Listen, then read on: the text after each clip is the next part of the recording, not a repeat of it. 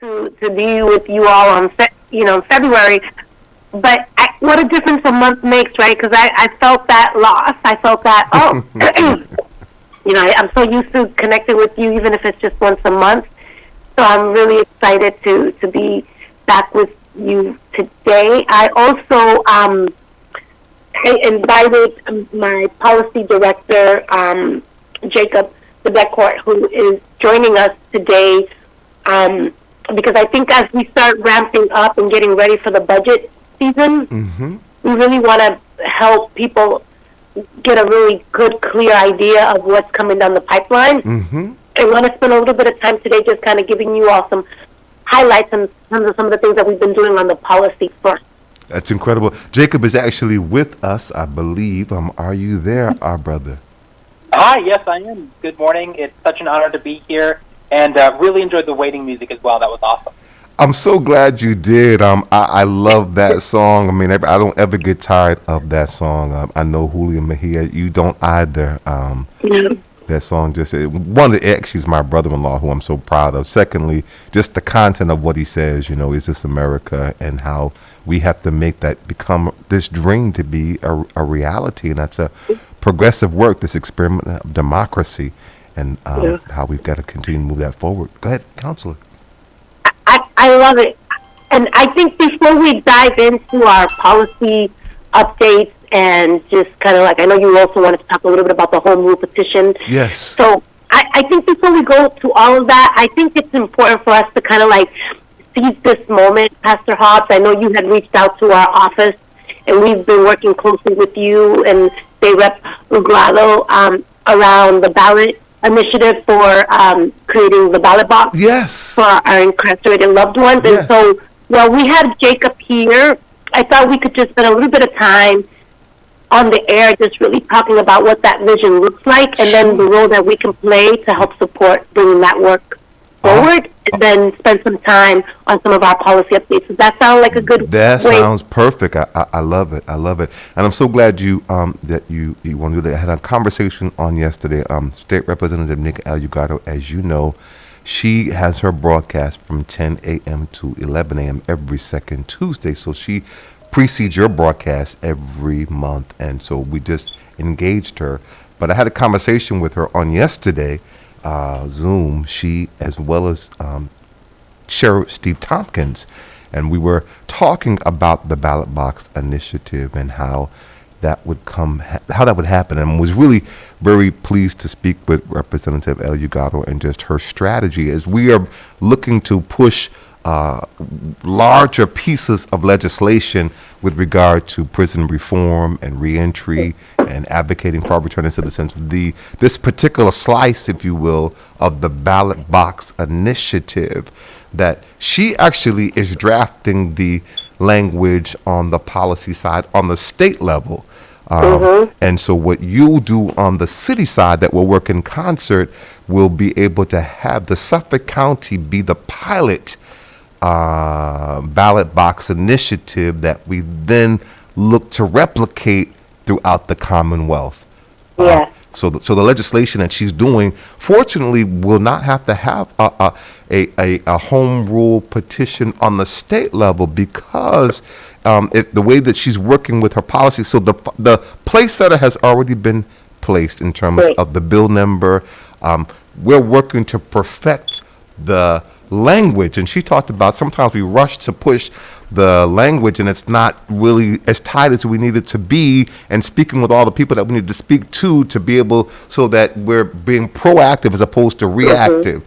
And so so I appreciate that, her insight, in because I'm learning this whole process, that we're working back and forth in the next 2 to 3 weeks to really make sure that language is consistent with the council's approval via the council on the sheriff's council. So the sheriff has his own council that wants to make sure that we work on all the kinks, so that we're not caught up with any kind of legislative snafus that prevent it from going further, so that it's a slam dunk. Yeah, that's right. And so I really appreciate her strategy. And so that's kind of where we are. And the sheriff, so he's all on board. When she called him because, again, so that we're not doing hearsay, he said, she said, let me call him right now. And she called him, and he was a part of the conversation. So and so basically the ballot box initiative, as we're hopeful, will have Sheriff Tompkins communicate the roster electronically of all of those whom are eligible to cast their vote, both at Nashua Jail and the Suffolk County House of Correction. That will be communicated electronically to the Board of Elections. So from my perspective, that it's really much more aggressive of the responsibility being put on the sheriffs and the institution to make sure that every person has the opportunity, and they have to opt out, if you will, as opposed to they have to take the initiative to know they have the right and the wherewithal to be able to access being able to exercise that right. So this shifts the burden really being put on the system and the person who's inside to have to say, you know what, I don't want to be a part of that, as opposed to how do I do this and fight to exercise a basic right of exercising their right to vote. So once they send that roster electronically to the Board of Elections, and right now they can't do that because it's illegal to do that, and HIPAA and privacy. So changing this pilot, and we're going to see a stark contrast, I believe, in the difference. But essentially, he would communicate that roster to the Board of Elections. The Board of Elections would then create registration forms and absentee ballot applications that are put in a locked ballot box. Not like the big ballot boxes that we see drop box, because that's really not going to affect the people who are incarcerated because they don't have access to it even inside the House of Correction unless they afford them it. So this ballot box is essentially a locked ballot box that comes from the Board of Elections, and it's compiled inside with all this information now that's tailored to the information that was given from the sheriff to the Board of Elections. So now they know they're there. They put this in this ballot box, and then it's driven to the Nashua Jail and the Suffolk County House of Correction to circumvent the mail system, and they have this going back and forth with maybe a liaison being Healing Arlene or whomever to make certain that that's just going intermittently back and forth, and then it's delivered to each person at their cell, right? And so then it's collected again, and then it is sent back to the Board of Elections to make sure. And that happens all the way up into Election Day, or we know that every person has the right to cast their ballot up to like 8 p.m. on Election Day. So we want to make sure that a returning citizen has the ability to be able to exercise their right to vote up until that moment. And again, via the municipal officer that is being driven, just as at the end of the day, every election, we collect the ballots from the ballot box and bring them to the Board of Elections. Likewise, they should have the opportunity to be able to participate even up until that point. So that's, I don't know if it's convoluted and complex, but essentially the sheriff would communicate the roster electronically to the Board of Elections. The Board of Elections would then compile the absentee ballot applications addressed to the respective returning citizen, have them delivered not via mail, but driven to those respective places, collected, and made sure that by Election Day that it's brought back and that it's counted, and that's quantified and qualified and reported, that we can see the different impact post this legislation and prior to the legislation or ballot box initiative. Does that make sense? Well, there you have it, folks. Pastor Hobbs already broke it all down, and we're here to support it all. We've been eager and enthusiastic, since the moment you reached out to us last year around this initiative. We wrote a resolution that was unanimously supported by the entire council. Yes. We got a lot of really good traction from the community on our social media about, really supporting this effort and all of the work that we're doing to ensure that our incarcerated loved ones also have a voice and a vote in who represents them, because that is really all about making sure that those who are closest to the pain are closest to the power, and regardless of whether or not you're behind the wall or not, you still have you have a responsibility and an opportunity to uplift your concerns through that vote. And so our office is the chair of civil rights, and we see this as a civil rights issue, and so really happy to partner alongside you and all the others who are doing the work. So glad that there's a lot of great traction, and looking forward to continuing the partnership and work. But thank you for that beautiful breakdown. I think that we have our marching orders, in terms of what next steps are. And I'd love to spend a little bit of time. I know we have probably like 15 more minutes or so left. Talking a little bit about some of the, I invited Jacob, who I mentioned works in our office and is the director of our policy, public policy, and making sure that a lot of the things that we do in our office is led by the people, right? So Pastor Hobbs, this whole ballot initiative, ballot box and voting initiative for our incarcerated loved ones is really true to the way that our office works, which is working in partnership with community groups, residents, constituents, to develop policies that are going to improve the lives of those that we serve. And so that's our model. A lot of the things that we've proposed has been led by the people. And so we have a very particular style in the way that we work, and Jacob is really great at helping people understand what policy making looks like, and also how to break down very complex laws and ordinances and public hearings, just because city government is so, just navigating the process is a little bit confusing, and so our office has been really big at breaking things down.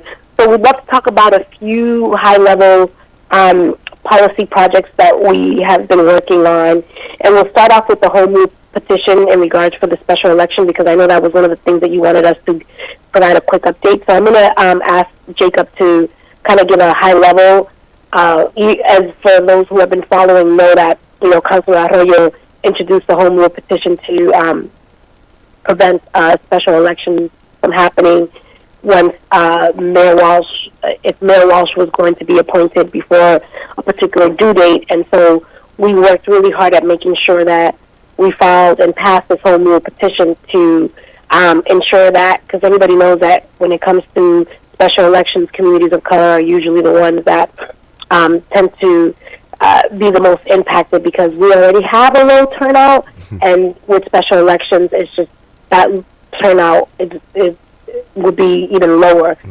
So that's why our office was really big on pushing for this initiative. So, Jacob, you want to just give a quick update in terms of where we stand with the home rule petition? Yeah, absolutely. So the 60-second summary of all this, a home rule petition is something that the Boston City Council does when they want to change a law, but they're not allowed to just tinker within their own city ordinances. So we actually have to ask the state for permission to change certain laws, and an example of that has to do with the election. So if Mayor Walsh were to be confirmed as the Secretary of Labor before a certain date, that date was March 5th, then it would trigger a process that would have special election after special election. We'd actually end up having 4 elections for the same office in 1 year, which is crazy, especially when you consider that the last city council election, we had a voter turnout of 17%. So Councilor Royal filed a home rule petition, which was passed by the Boston City Council. It made its way over to the State House, where it was passed by the House and the Senate, and it was signed by Governor Baker on February 26th. So all of that is to say that there will not be any special elections this year for the position of mayor. What will happen is, if Mayor Walsh is confirmed, Councilor Janey will step in as the acting mayor and will serve through the next election. Which is when? So the next election is November of this year. I will pull up the exact date in a moment.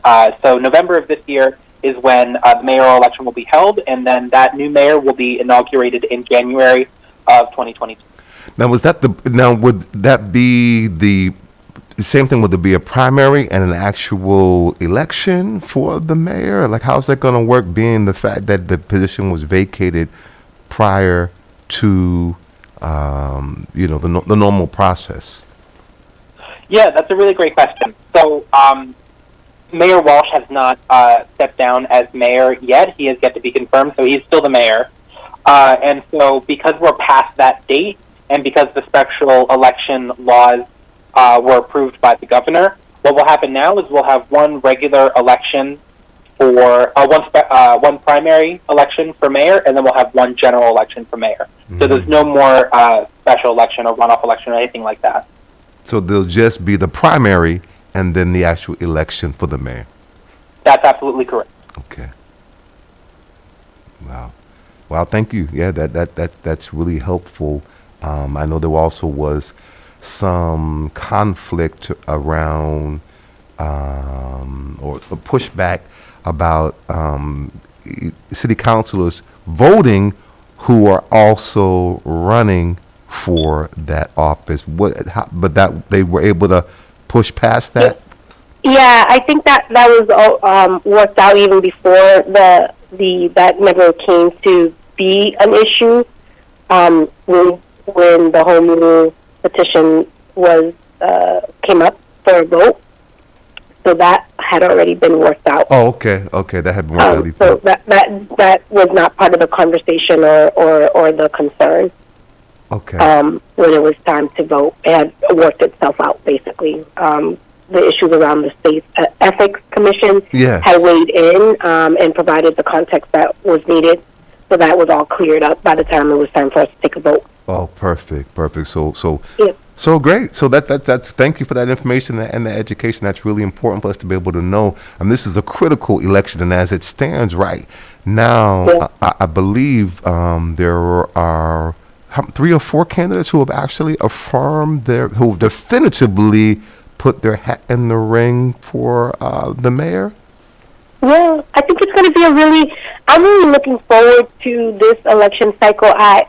Since the day that we decided to run for office, it's always been about activating and getting people engaged in the political process, right? Mm-hmm. Through civic engagement and voting. And I think every year, every election, we have seen more and more people, primarily our people who are most impacted by these decision-making processes, get involved. And I think that this year we're going to see a really great lineup of folks, right?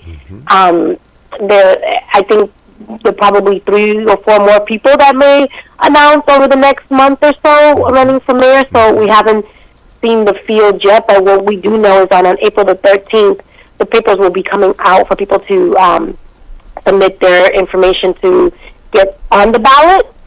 And then they have until, I think it's May 6th, like the mid-May.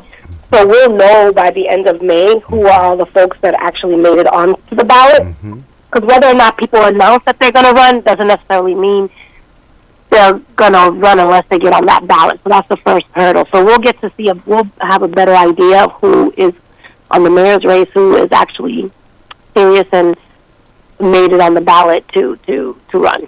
And on this ballot is going to be city councilors as well as the mayor. Yeah.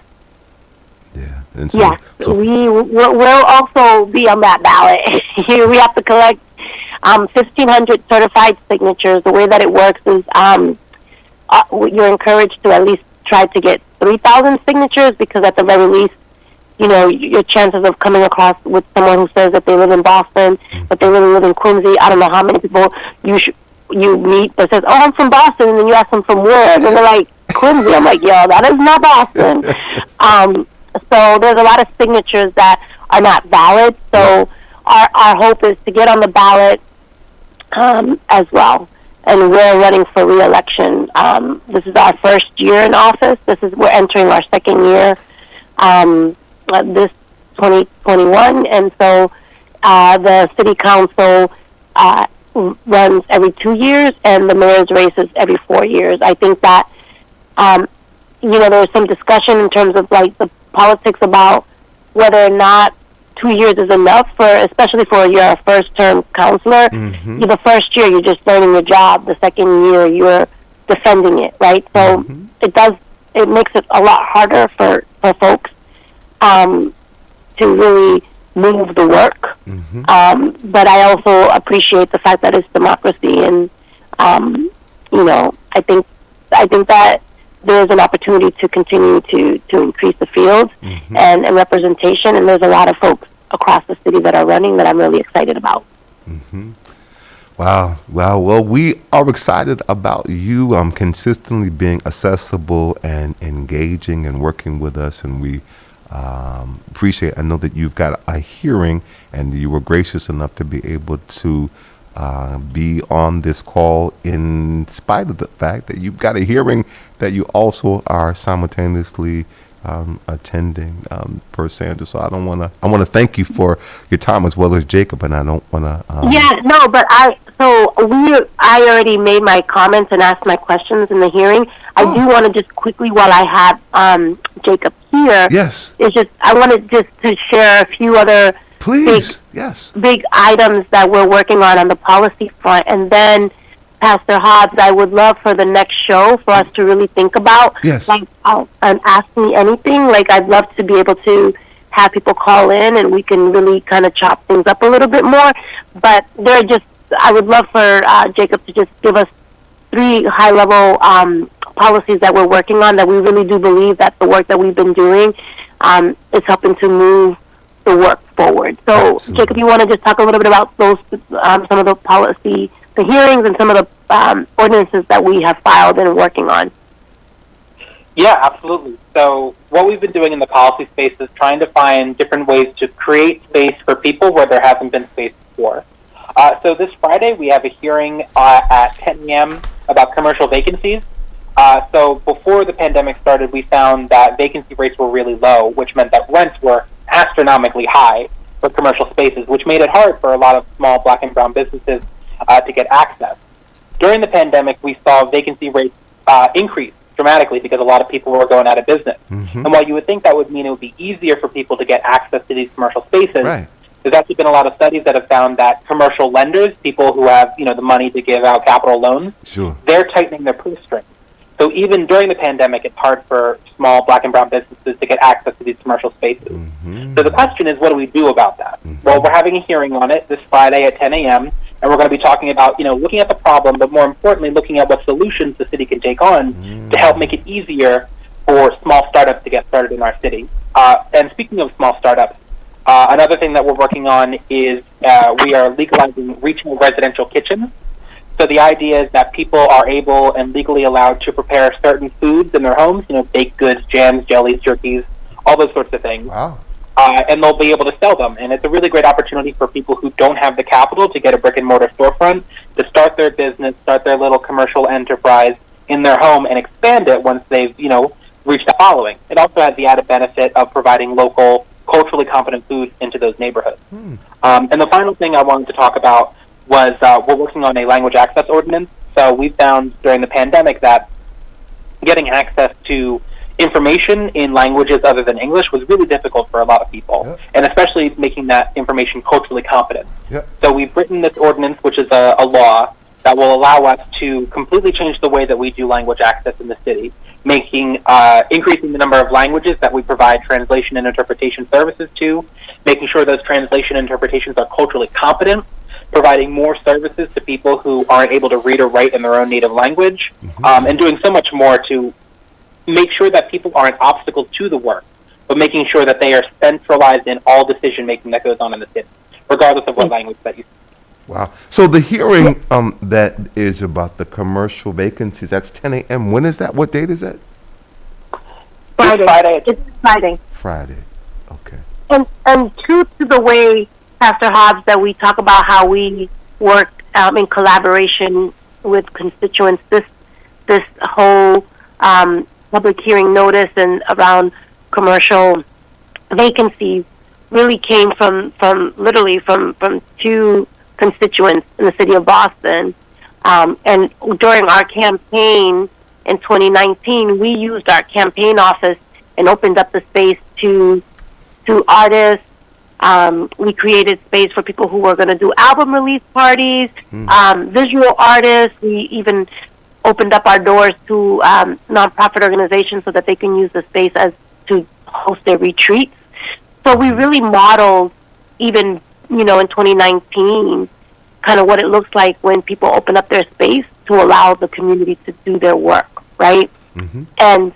And we also talked about on the campaign trail that there are a lot of empty storefronts across our neighborhoods, Yes. and that that visual there speaks volumes, where you could open up those doors and allow smaller businesses to incubate in those spaces instead of having those spaces empty, right? So, we're really excited to bring this conversation to the forefront and work in collaboration with two constituents, Darrell Weathers, who has been really pounding the pavement around this work. And so our office, true to the way that we are all about centering the people who are living the realities and doing the work, it's a great example of what that looks like when we step to the side and really let other people lead. And we're really excited about that. We think that can be a big change, money changer for folks, and then the other piece of how do you access that hearing, that hearing at 10 a.m. for the vacancy? How would one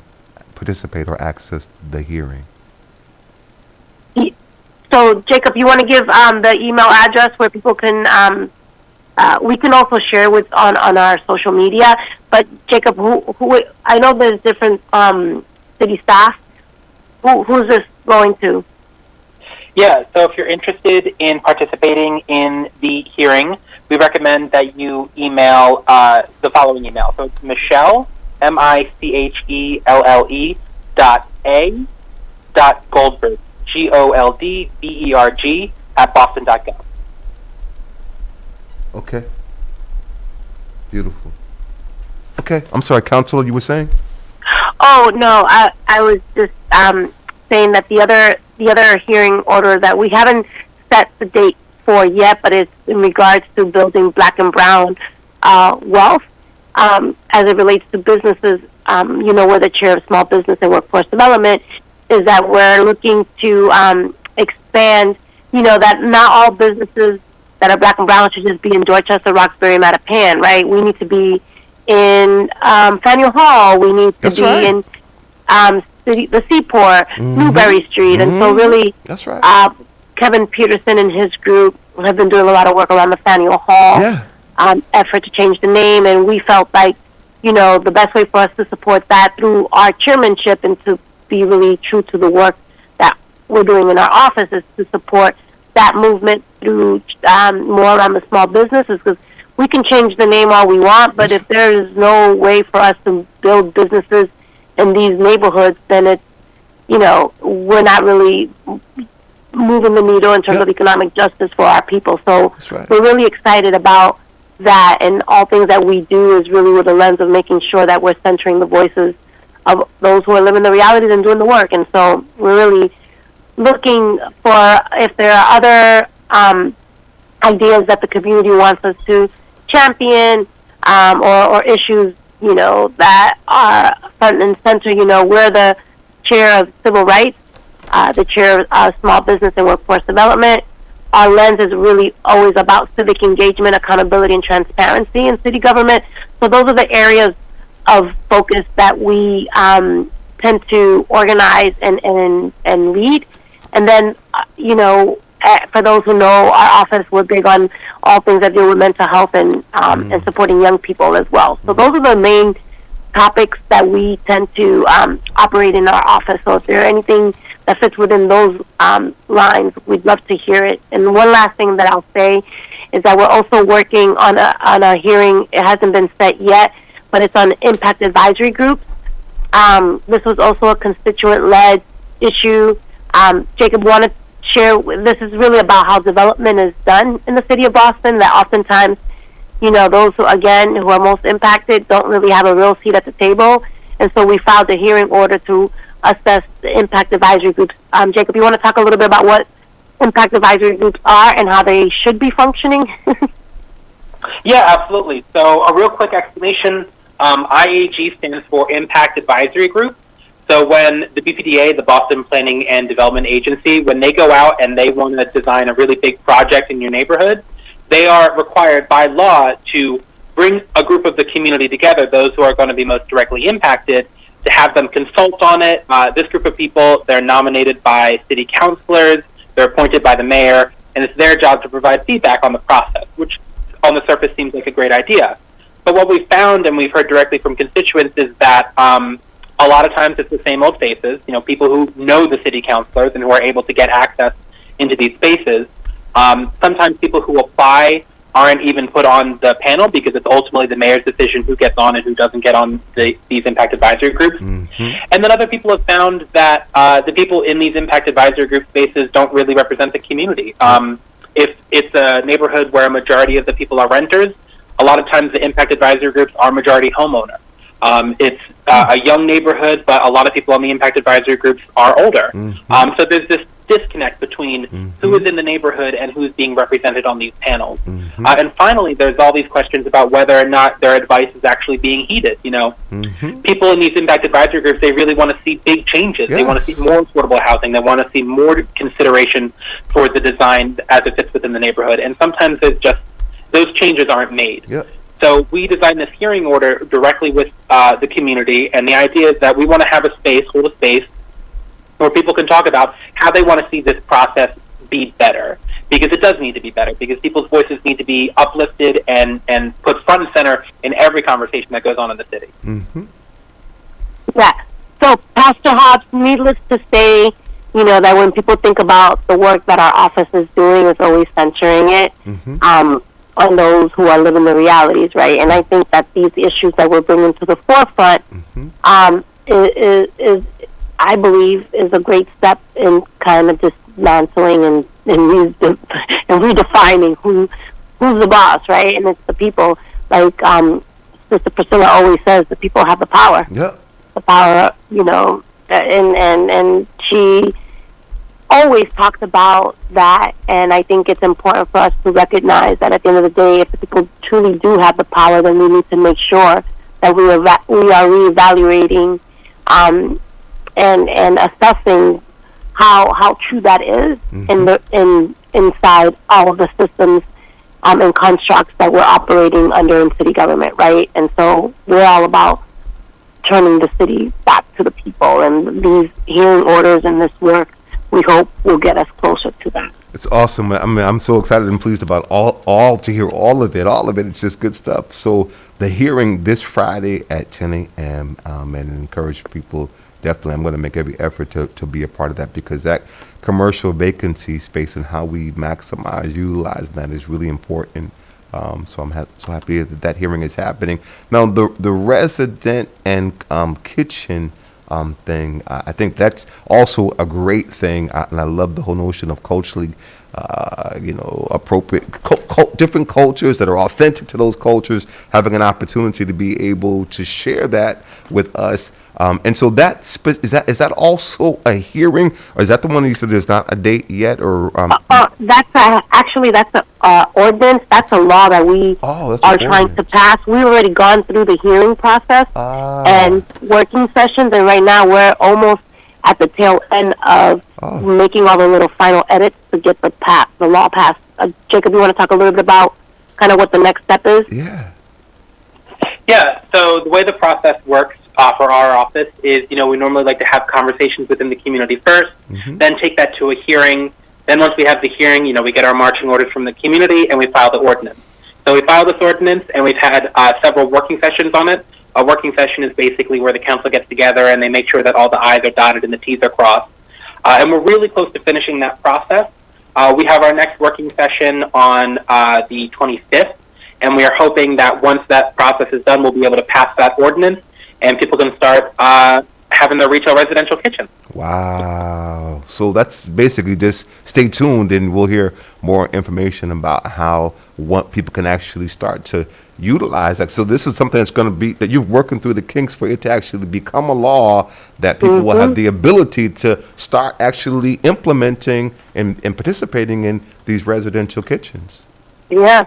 And, initially when we first introduced this concept, it was really around at-home entrepreneurs. So let's say, for instance, if you do hair or if you are a tailor, whatever your type of business is that we wanted to create space for small businesses to incubate out of your own homes. Good. But we felt, because there was already a law in the books on the state level that allows for residential kitchens, and other municipalities have done it, we wanted to focus on something that might be easier for us to pass at this juncture, but the goal is to then be able to expand this to other types of businesses as well. It's awesome. That's awesome. And the language and access ordinance, so that's also a law that's actually been passed and that's in place, and that we'll start to see the implications of that or the impact of that. Yep. Yeah, so with the language access, there was already an existing ordinance, and so what we are doing is updating it so that it's reflective of, the times that we're living in now, as well as we added things around culturally competent communication, because we think about language access. It's not just about interpretation and translation. It's really how we're communicating to people in ways that make sense. Yeah. When flattening the curve and social distancing, language like that is not really accessible to everybody, right? So really being intentional about how we're communicating with our constituents, as well as utilizing visuals and different modes of communication, because not everybody knows how to read and write, even in their native language, like Jacob mentioned. So really being intentional about that ordinance and updating it so that it reflects the cultural needs of Boston, of today's Boston, And that is also something that we believe this year we'll get it passed. Incredible. And the Impact Advisory Group, AIG, if I got that correctly. So, and that's also an ordinance, yes? Well, that one is a public hearing. Oh, that's a hearing. That's a hearing. Okay. Hold on a second, Emily. Sure. Sorry. Remote learning. I'm the cook and I'm everything. Assistant teacher. Now my daughter's home. It's lunchtime. But what I was going to say is that the Impact Advisory Group. Yes. As Jacob mentioned, we kind of have a model in terms of how we go about our policy making. So we usually talk with community first.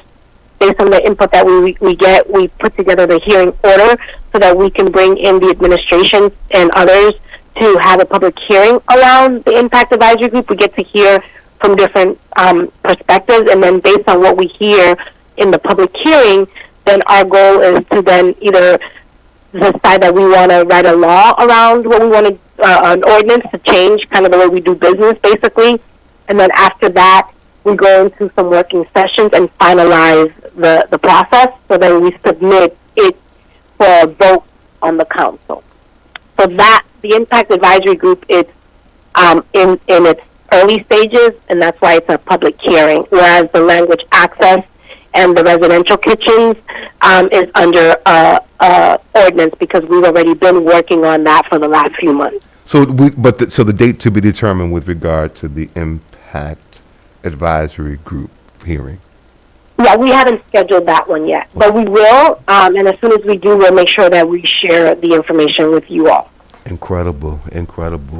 Well, it's incredible, Councilor. Again, always exciting to hear the work that you're doing, and I love the various specific things that you're focusing on, being, the workforce development, the civic engagement, mental health, the youth, the transparency. I mean, all those things are so really important to the movement. And again, I know that as an organizer, an activist and an organizer that has pushed you to now come to this place of now policy, moving all the work that you've been doing to be able to create policy and programs and outcomes and impact. Very, very, very excited just about what you're doing, and the privilege to be able to continue to support you and really facilitating some equity and dismantling of systemic oppression and racism and classism and sexism and all the other isms. All the other isms. And I wanted to just say really quick in terms of just how incredibly grateful I am for Jacob, who has been part of our team. Jacob was a UMass Boston student, and he had, when I was looking for fellows on my campaign, he had some really hard-hitting questions for me, which really were centered on accountability. And I really appreciated that, when people want to work for you, they don't usually come for you. Right? He interviewed you. So I was really impressed by that, the level of scrutiny that, he put me under, only more so because he was really wanting to just kind of, we're a values-led, organization, like the way we move, but just how incredibly smart and like he's brought in so much perspective into this work, and always humbling to work alongside community, and he's really intentional about how we listen to those who are living the realities, and like everything that we have produced has been in collaboration with people. But what I think has been incredibly great to see is how our office has taken complex government jargon and really made it accessible to the people, and a lot of that work has come from Jacob really helping our constituents understand the work. Indeed. So really grateful. Indeed. I'm grateful as well, Jacob. Thank you, Jacob. No, we've had the privilege of communicating on a few occasions and working with you, and I concur. We're really blessed and fortunate to be able to have you in this capacity, brother. Thank you. It's really such an honor to be able to be in a space with both of you. Like, you're both, I admire you both so much. To God be the glory.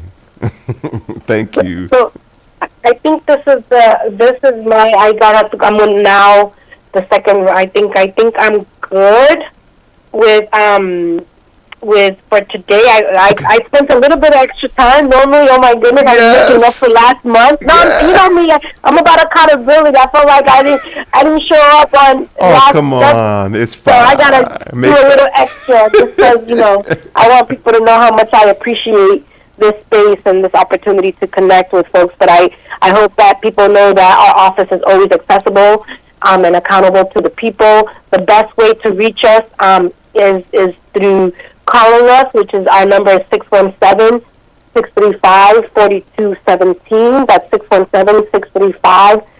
617-635-4217. Or they can email me directly at Julia, Julia.Mejia, MEJIA, at boston.gov.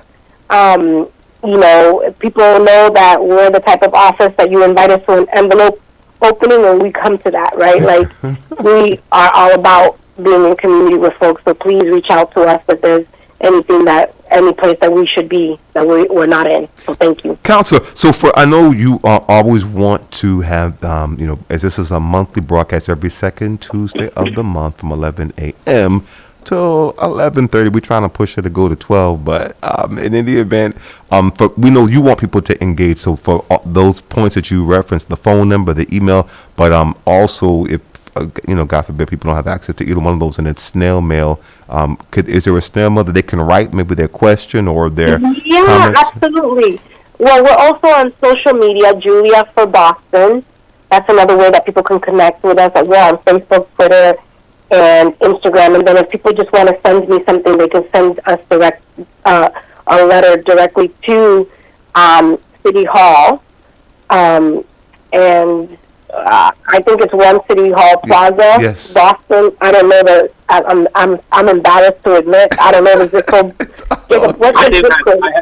It's 1 City Hall Square, Boston, Massachusetts.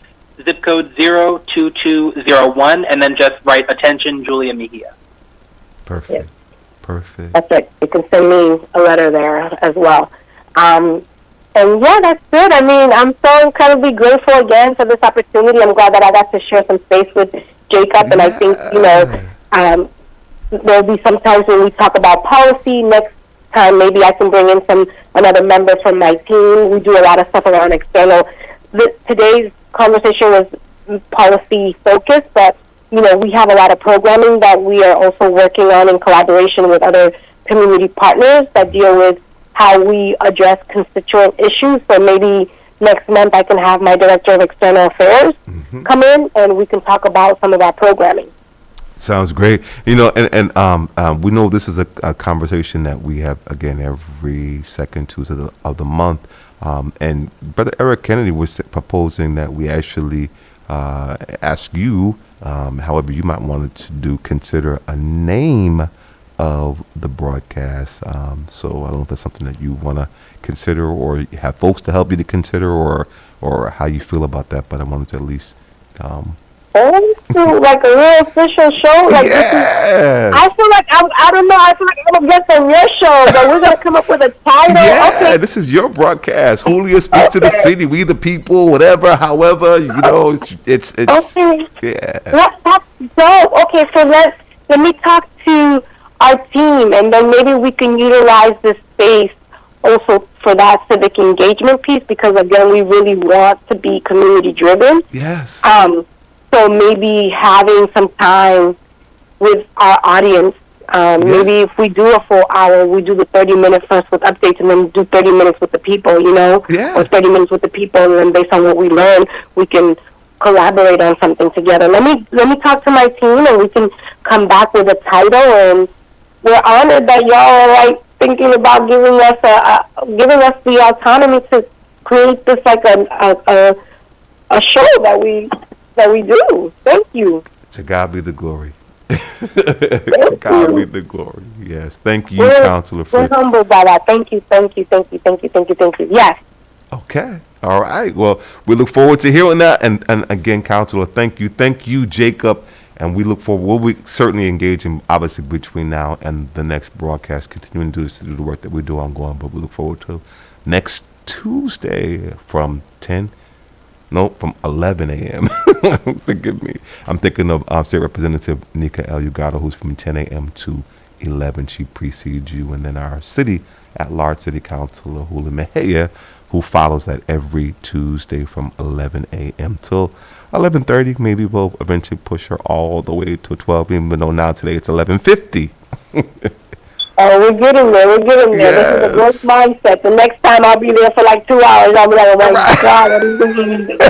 But no, listen, I don't wanna occupy any more time and space. We really do appreciate this opportunity to be in community with everyone, and you know, grateful for all of it. So I guess we have our marching orders, and people know what we have coming down the pipeline, and look forward to seeing folks out on the streets or on these Zooms. Absolutely. But be safe, and make sure you wear your mask everywhere you go. All right. Take care. Okay, my love. Thank you. Thank you. Thank you so much. Thank you, Jacob. Bye. Thank you. Bye. Bye-bye. All we say to America is be true to what you said on